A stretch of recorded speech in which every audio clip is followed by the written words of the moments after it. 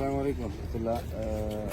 لله الحمد یو خو خوشبختي دا رانصیبه شوه چې د برقې له ادیرې څخه مو لیدنه وکړه. فقط هغه د عمر رضی الله عنه یو دعا وه که نه چې الله ما ته چې مرګ راکوي ویل چې شهادت راکړه ورسره او بیا مې د حبیب تر څنګ دفن کړې که نه چې الله تعالی عمر رضی الله عنه نازولی سړی و او چې دواړه الله تعالی قبول کړ، هم په د شهادت مرګ مو د حبیب تر څنګ هم لیدو دفن دی. نو دا پخې ده، پخې دلته خو د عسکرو د لاسه هم سړی خبرې نشي کولی که نه. پخې ده، پخې هغه ځای دی چې د هر چا خواهش او ارزو دا وي چې دلته دفن شي، ځکه دې باره کې زیات حدیث د رسول صلی الله علیه وسلم ذمواري اخیستې ده چې دلته څوک دفن شي. د هغې لپاره شفاعت هم کوم. او بل یو روایت یا یو حدیث کې ما وکتل وایي چې برقي ځمکه اسمان کې داسې ښکاري، اسمان کرکۍ لکه ځمکې نه چې ستوری سپوږمۍ ستوري ښکاري. نو بهترینه ځمکه ده.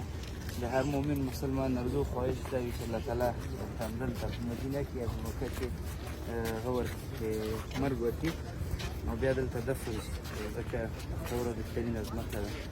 نو دعا به هم کړو او تقریبا په زرهاو صحابه کې دفن دي، همداسې ده که نه؟ په زرهاو صحابه کې دفن دي. لږ مخکې نو زیارت مو وکړو. دلته دا خلک ډېر سخت بده ګڼي، ځینې اکثره خلک راځي دې خاوره واخلي ځان سره، بیا دوی ممانعت کوي. خو دا ښه خبر ده، که داسې هر څوک خاوره د دې ځای نه یوسي نو څه به پاتې کېږي نه. عایشې ابۍ قبر هم ده اخواته دی، عثمان رضی الله عنه قبر هم دلته شته، فاطمه رضی الله تعالی عنها هم دلته دفن ده.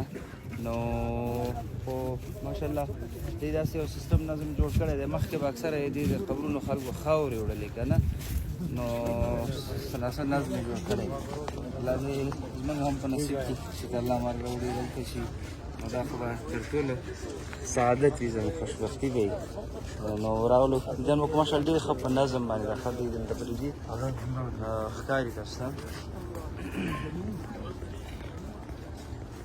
او بله مهمه موضوع دا ده چې د حج په مراسمو کې او عمره کې خصوصا مدینه منوره کې خیر کوم څوک هغه شي وفات شي، بیا دوی راوړي دلته یې ښخوي.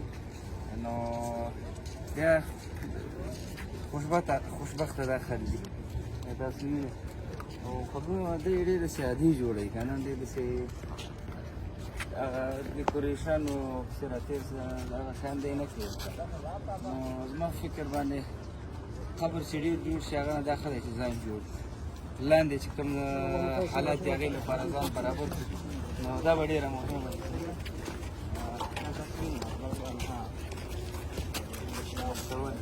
واقعیت. السلام علیکم ورحمة الله.